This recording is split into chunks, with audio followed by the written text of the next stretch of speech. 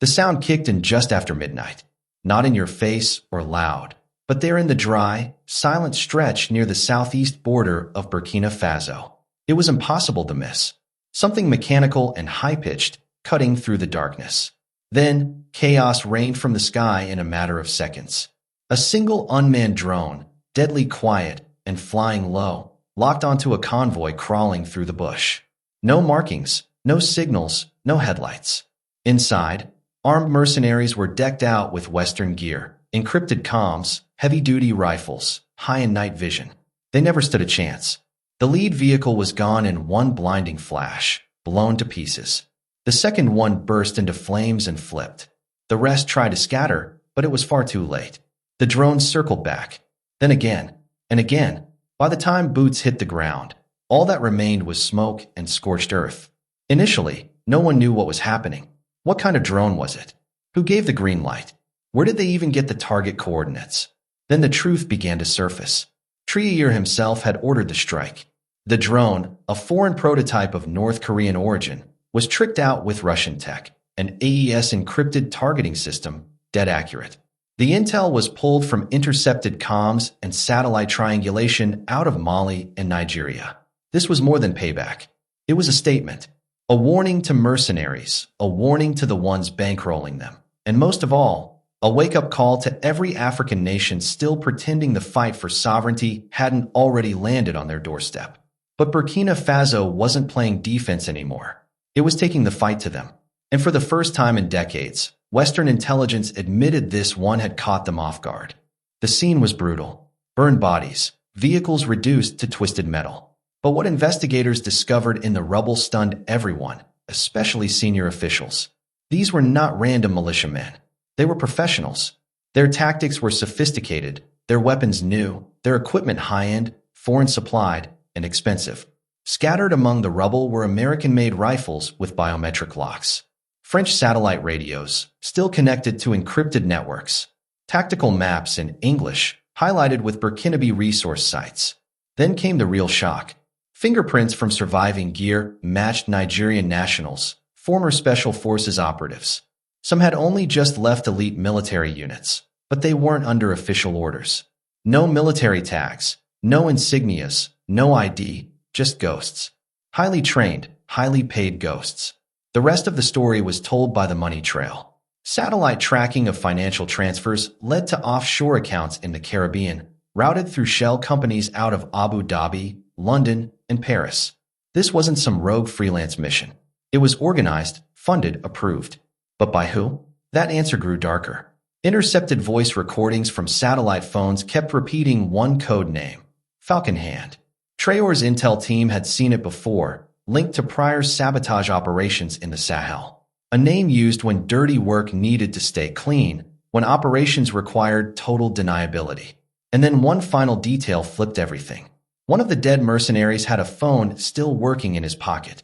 A contact saved under a chilling label, DC Handler. The implications were massive. This wasn't just a hired hit squad. This was a proxy unit designed to kneecap Burkina Faso's momentum before it could spark something bigger across the continent.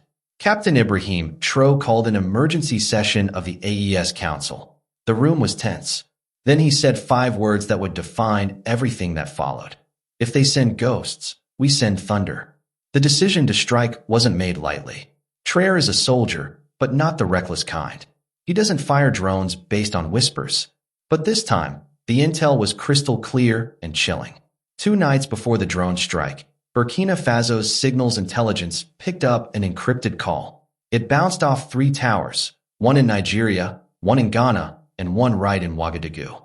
That meant one thing. There was a mole inside the capital. The call was short, full of coded phrases, but the last line triggered every alarm in the system. Operation Broken Spine begins in 72 hours. Within minutes, the cyber team cracked the data packet tied to the call. What they found was a grainy satellite image, a zoomed-in shot of the oil refinery under construction in Kidou, Traoré's crown jewel. Proof that Burkina Faso could build its economy without foreign intervention. Underneath the image were coordinates. Above it, a timestamp. The message was clear. The mercenaries weren't coming. They were already there. Special forces were quietly mobilized. Meanwhile, Drone Command in Niger, already watching the region, confirmed suspicious activity in the southeast corridor. Unmarked vehicles moving at night, dodging border checkpoints, cutting through off-road routes. One surveillance image showed a man in full tactical gear, his face visible, holding a map. On his arm was a Nigerian military tattoo, and on his chest, a patch used by Western-trained peacekeeping forces. That was the final straw. At 3:44 a.m., Traoré summoned his war council. 5 top officers, no politicians. Just one question. If they reach the refinery, what happens? The answer came quick and heavy. We lose the project, we lose momentum, and we lose the people's trust. Traoré nodded. No emotion, just resolve. Deploy the drone. Terminate the threat. This wasn't about revenge. It wasn't about making a statement. It was survival. Because in this new era of warfare, you don't wait for the first shot. You stop the threat before the fire spreads. And just like that, the sky lit up. This wasn't an American drone, not French, and definitely not bought off any Western shelf. The drone that struck the convoy that night was something no one saw coming. Code name NA7, named after an ancient Mossy warrior queen. Built under a top-secret defense tech program developed in partnership with North Korean engineers, upgraded with Russian targeting systems, encoded with Burkina Faso's own encrypted interface.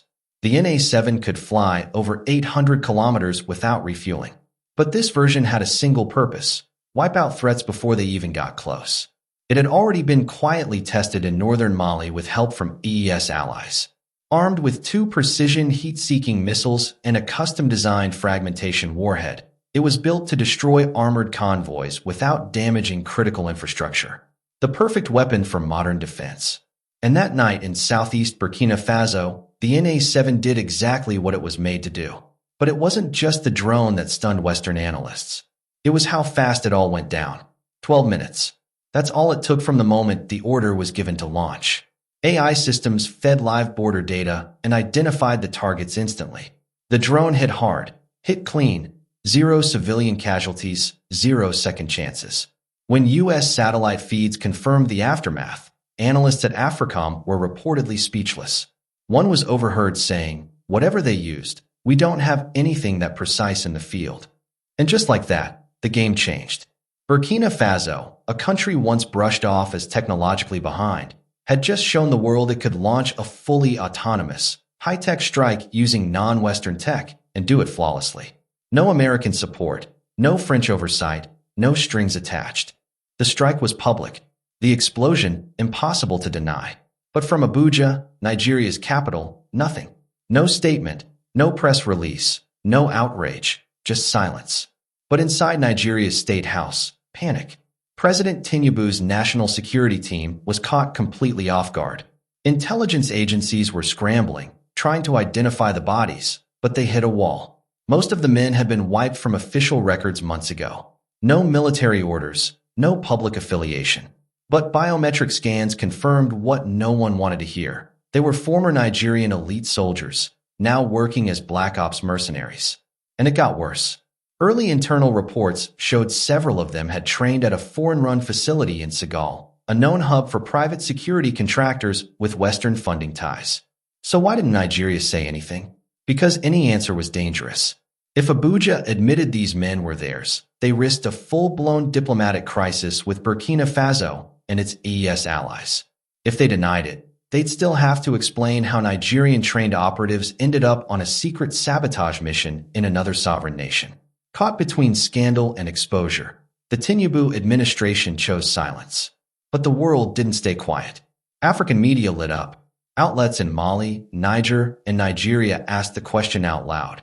Was Nigeria trying to destabilize Traoré under Western pressure? Burkina Faso's state television. The coverage ran wall-to-wall. Interviews with locals, gear analysis, footage of Traoré's now iconic moments. Traoré's intel team didn't waste a moment. The symbols in the binder were immediately flagged. They matched markings found on old French military planning docs, blueprints used during Operation Barkhane. But the real bombshell wasn't the symbols themselves. It was the communications log. Every message packet from that binder had been routed through a server cluster in Langley, Virginia, the nerve center of CIA operations. Within hours, Traore had called an emergency session of the AES Security Council. Inside the war room, generals pored over every intercepted signal, every relay timestamp, every bit of digital chatter. The verdict? This was more than just a Nigerian issue. It was a full-scale, foreign-coordinated proxy operation, and the people behind it weren't in fatigues. They were in suits, sitting in offices in Washington and Paris, quietly signing off on plans designed to break Burkina Faso from within.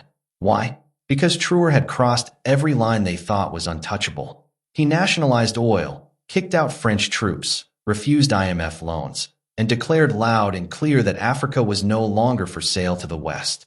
That wasn't sovereignty in their eyes. That was insubordination. And when leaders don't fall in line, the playbook says to create chaos. The CIA, long accused of stirring coups across the continent, had no comment. France denied everything, except they couldn't explain why French-made military radios were found on a dead mercenary. That became the breaking point for AES leaders in N'Djamena, Bamako, and Conakry. Defense ministers swiftly activated a new strategy, Protocol Zero. There would be no negotiation, no compromise, just a zero-tolerance policy for any foreign interference or sabotage. And Traore? He wasn't done. Stepping in front of the cameras once more, he delivered another powerful line that would spread like wildfire. The drone strike had already made a statement. The evidence of foreign involvement was irrefutable, but what followed was far more than a military response. It was a movement. In the heart of Burkina Faso, Ouagadougou erupted as thousands flooded the square in front of the National Assembly, waving Burkina Faso and AES flags high in the air. This wasn't a protest, it was a celebration. He struck first. One man cried, tears streaming down his face. Young women painted war stripes across their cheeks, chanting, "Burkina is awake." Who's next? In Mali, the sentiment was just as powerful. Students printed satellite images of the strike's aftermath, emblazoned with bold text, "Don't mess with sovereignty."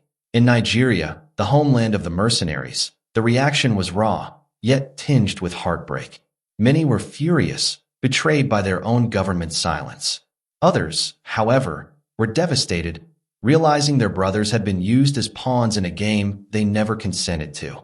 The explosion footage was shared endlessly, edited to Afrobeat rhythms and powerful anti-colonial slogans. Murals of the NA-7 drone strike began to appear not just in Nigeria, but across West Africa. Then came the student marches from Ghana to Kenya, the DRC to South Africa. One sign summed it all up. Traore did in one night what 50 years of diplomacy couldn't. For the first time in decades, it wasn't a Western leader making headlines across Africa. It was a young, fearless, unapologetically African soldier, Captain Ibrahim Traoré of Burkina Faso. This wasn't merely a geopolitical shift. It was a generational awakening. For every corrupt official hiding behind palace walls, there were millions of young Africans in the streets, tired of empty promises, fed up with manipulation, and ready to claim what was rightfully theirs. And in a single, calculated strike, Traore had lit the match. The global reaction came fast and furious. In Washington, the White House released a carefully crafted statement. "We urge restraint and call for immediate de-escalation in the Sahel." In Paris, the French foreign minister warned Burkina Faso's actions threaten regional stability and violate international norms. The EU quickly called for emergency talks. NATO's intel networks went into overdrive, and BBC and CNN scrambled to fill airtime with special reports. Is Traore pushing Africa toward chaos? But in Ouagadougou, inside a fortified command bunker beneath the presidential complex, Traore and his top brass watched as the West squirmed. No words, just a steady, unwavering confidence. Then, without warning, Traore stepped up to the podium. Live. No teleprompter, no rehearsed speech, just truth.